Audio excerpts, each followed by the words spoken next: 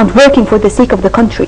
Actually, this is a very good point. I'm talking about the Arab countries, because that's very true, and I'm saying you got a very valid point here, and I strongly hope that Arab countries led by Egypt would definitely stress such a very important point, that you are talking about unity of homeland, and not just that, and we are talking also about future of younger generations in Libya, and also the exploitation of the sources or resources in Libya in general, definitely, and specifically we are talking about oil resources, which Libya is so far rich of.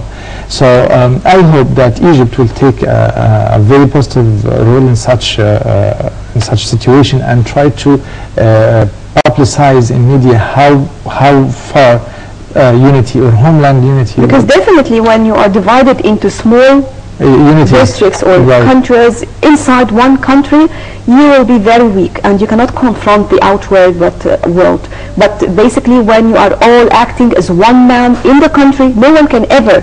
That's very true, ma'am. That's very true. And also we are talking about economic development. We are talking about strategic planning of Libya. We are talking about Libya and Syria and Iraq and all of these Arab countries. Definitely this is the most important part. Right, ma'am. But you see that the way they were teared down is very similar. And that is why we saw Daesh and other they popped up on surface. Terrorists, yes, coming up. True.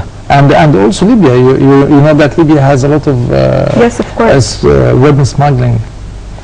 Right. Foreign Minister Sameh Shukri said the airstrikes targeting oil establishments east of Syria that are used by Daesh group is an essential step in order to stop their funding. In an interview with CNN, Shukri said that this money provides the group with the required funding to purchase weapons and hence achieve military accomplishments. Thus, the shelling is a positive and necessary step despite being a disappointing loss for the Syrian people. And I don't know who is providing them with the weapons. Just asking, because that's a very smart the question, same one actually. who is providing weapons is the same one again using weapons against the weapons he is providing them. Right, and the same one also trying to lead like a publicity against them too. I mean, it's like the chicken or the egg, you know. It's such a situation which is very confusing, and you always wonder how, and as you kindly pointed out, how they put the weapons. We hope that the situation in Iraq will be solved, because also they are divided up into small groups, which definitely will weaken them either now or on the long future. I hope that the Iraqi government would understand that they need to at least initiate some kind of a conclusive dialogue with Daesh in order to reach a mutual I don't like to say unusual discussions, but we need to make them productive elements in society, at least, because either they will kill us or we will kill them. Who is going to be productive element? I hope Daesh. You think so? Definitely, if they understand what they are doing is because wrong. they understand, they have their own ideology, just like the Brotherhood organization. That's why, for example, before we conclude, President Abdel Fattah al-Sisi told U.S. Time magazine that the Brotherhood members will not take part in any elections, and that he is not definitely against Islam. And this is the most important part. A terrorist is going to be a terrorist, because you know, they gave themselves rights to kill people, to torture people, and we saw all this. That's very true. And who created them from the very beginning? That's very true, and we are all against any terrorist action. However, we need to understand that if we kept saying that terrorism is bad and we have to fight it without ideologically fighting them, this is also a need, you know. So we have to fight on two levels. Ideological level, because they we need to talk about this part a lot, maybe next week, because they're going to kill me. We have to conclude. Time is running out. Dr. Walid Nagar, political analyst, thank you very much for joining me. And right now, moving on to a quick break, and we will be back to resume the breakfast show.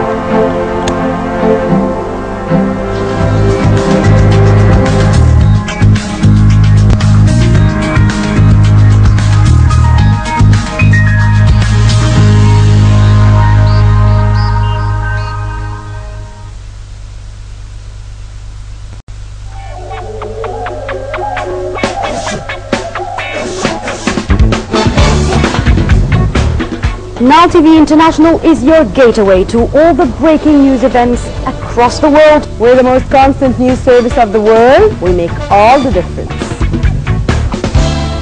The entire world is shifting towards social media. That's why we're following you and we're capturing the latest. We provide you with minute-by-minute updates of the latest events happening around the world. Reading beyond the news.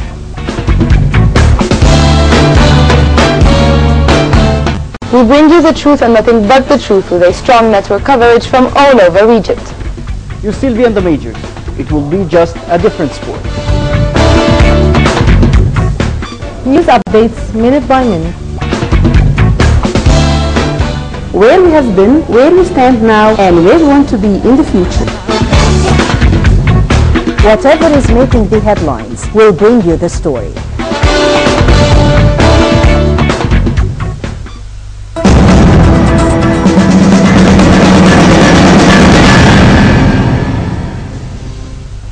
Hello and welcome, 9 a.m. here in the Egyptian capital Cairo, and you're watching the top stories live on Nile TV International. President Abdel Fattah al-Sisi left New York, wrapping a few-day visit to the United States, where he made a dozen of meetings with heads of states and governments. An Egyptian-American summit was also held overnight between the Sisi and his American counterpart Barack Obama.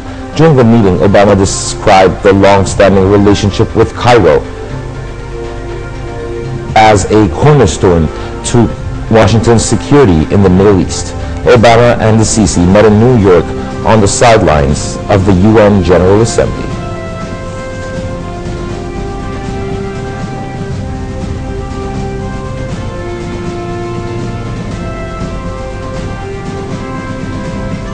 On the sidelines of the UN General Assembly, President al-Sisi held a number of meetings with world leaders. He met with the Palestinian President Mahmoud Abbas, where Abbas hailed Egypt's support for the Palestinians and its effort to seal a ceasefire deal in Gaza between the Hamas group and the Israelis.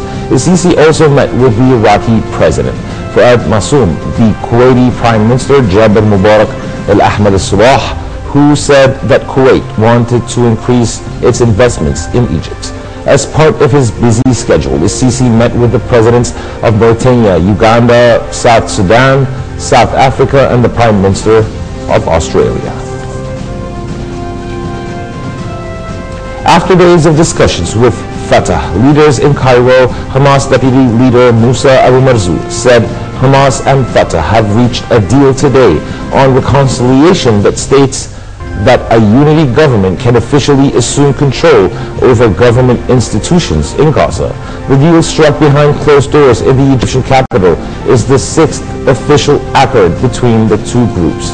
Outlining the deal's provisions, Abu Marzouk said the new unity government will start making some payments to government officials in Gaza, though the question of full salaries has been left to future negotiations. He also said the government will jointly man border crossing points with Israel and Egypt and jointly administer a hoped-for Gaza reconstruction process funded by donations from European and other Western countries. Egypt is hosting a pledging conference for Gaza on October 12th.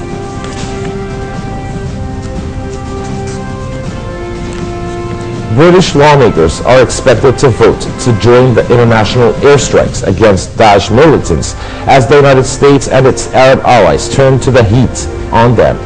If, as expected, the British Parliament votes to take part, the Royal Air Force will join jets from the United States, France, Saudi Arabia, the United Arab Emirates, Bahrain, and Jordan to hit Daesh targets. Belgium and the Netherlands said they would each send 6 F-16 fighter bombers to take part in the air campaign in Iraq. In Washington, the Pentagon released cockpit video of guided missiles from F-15 jets smashing into oil refineries and Daesh compounds in the latest night of strikes in Syria. And finally, the funeral of renowned television and movie star Khalid Saleh was held in the early hours of today after he died on Thursday due to complications from an open heart surgery. Salah was born in 1964 and was graduated from the Faculty of Law, Cairo University, before becoming a performance artist at El Hanagir Theater and the Cairo Opera House. He commenced acting on the silver screen in 2000 and starred in the internationally acclaimed movie Amarat Yacobian, or the Jacobian Building, in addition to many other movies. His last movie was the second part of the movie Al Jazeera, which is out now in theaters. Dear viewers, by this news item, we come to the end of the top 9 a.m. top stories here on Nile TV International. Please don't go away, as a lot more coming up on our screen. Signing off for the crew and myself, this is Gideon.